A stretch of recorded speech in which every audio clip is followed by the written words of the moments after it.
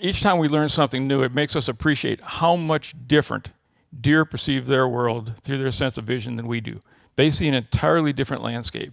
And to understand that, it helps you select your camo patterns, it helps you select how you hunt, it selects where you hunt, how you move in your stands, and so forth. And I mean, it's key to the deer's survival. You mentioned their sense of smell being the key one.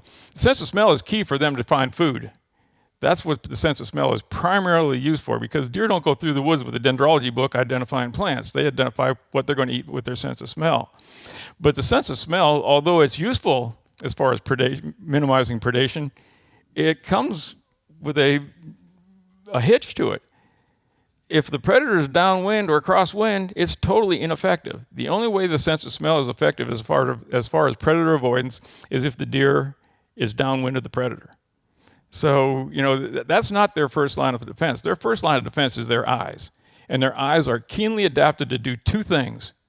One of them, which is to detect movement, and the other one is to be able to move themselves through a very complex environment at a high rate of speed, which they can do that we can't, right?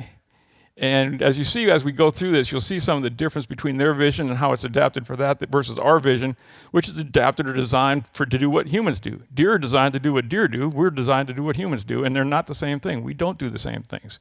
So that's how we got started. Okay. And yeah, we were at the GON Expo a couple weeks ago, and I was talking to you, Brian, and I was like, man, I really want to do one on deer vision. We were just talking about this before we got started. And you were like, funny you mentioned that. I know, like, the guy. Well, I'm just the guy because I was the guy here with all the graduate students working under me. They're actually the workhorses that did the work. Mm-hmm. I just kind of put it all together at the end.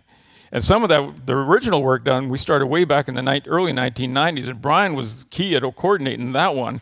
It was a study where we actually got into the deer's eye to look at deer's ability to see in different colors, whether they see black and white or whether they actually do have color vision. And I'll let you go explain some of that. Yeah, this was early in our learning curve on deer vision, and we had some assumptions based on how the deer's eyes structured compared to humans and difference in pupil shape and size and a number of things that we had a pretty good idea, we thought, of how a deer perceived the world, but there was still a lot of debate, particularly among the hunting community, of whether or not deer can see blaze orange. What colors could they see? Are they colorblind? From one end of the spectrum to the other. And so I was working at that time as a wildlife research coordinator for the University of Georgia, working under Dr. Miller and Dr. Larry Marchington, and we devised a vision study.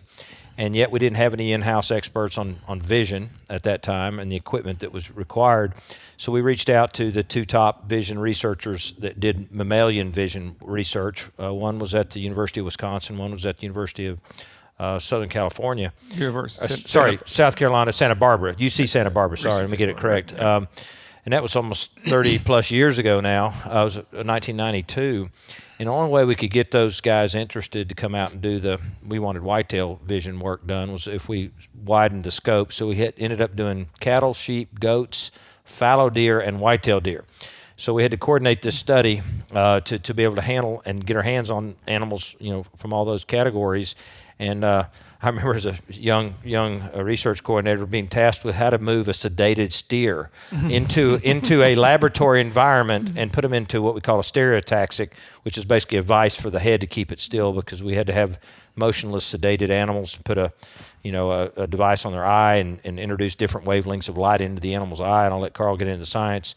But we did this initial landmark research in '92. The first paper came out a couple of years later. And that was just the beginning of this process that Karl's going to elaborate on, of kind of learning not just what colors they see, but how they perceive their environment, as he said, how can a buck run through a forested environment at nighttime at a full rate of speed and not whack its head on something. You ever thought about how that is? I can't run through that during the daytime without whacking my head on something.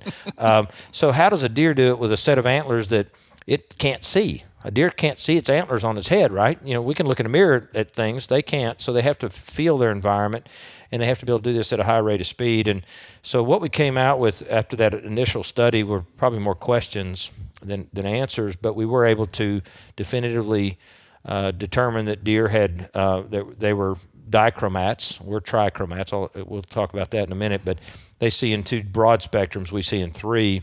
So there's certain wavelengths of light that deer don't perceive the way we do. And thankfully, we at least put the question to bed about blaze orange, that deer don't have the cone photoreceptor capable of distinguishing that color from other colors, in that sort of red-green spectrum. Doesn't make it invisible, doesn't disappear to them. It just can't be differentiated. It's similar to protanopia, I think, in humans. Well, it's further out the spectrum than for the humans. So when we see reds get darker and darker and darker, they turn to black. Well, at the end of the spectrum, we get into the orange. As you start getting into the orange towards the reds, that's where it starts to turn to black. Deer don't see as deep into that part of the spectrum as we do. Right. So we got a lot of good introductory information, and I think put some of those things to bed. But there were still some unanswered questions about the UV spectrum at that time. Right. That later were I'll let you jump into that sort of whole. We'll talk about it. I think what would be real instructive if we just looked at vision in general and take you back to your high school science days that you guys were sleeping through, right? Of course. And talk about how humans see first to make sure everybody's on page with what humans see, and then that'll help us decide the differences how deer see. So we know photons of light enter into the deer's or the human's eye, right? They cross over the cornea and they go through the pupil opening, and they hit the lens there. The lens inverts that image and projects it onto the retina. Now on the retina we have both rods and cones.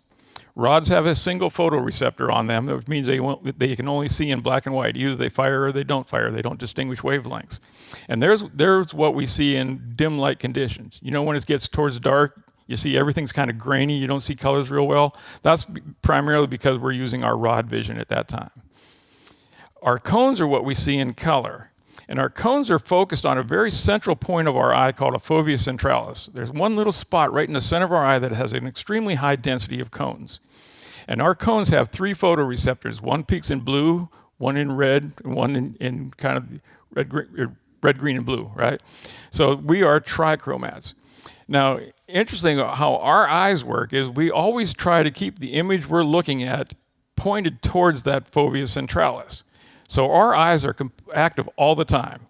Every time we're looking at something, our eyes are continually motioning. Whether we're reading, we're looking at somebody's face. You don't look at somebody's face, you're looking at a point on somebody's face.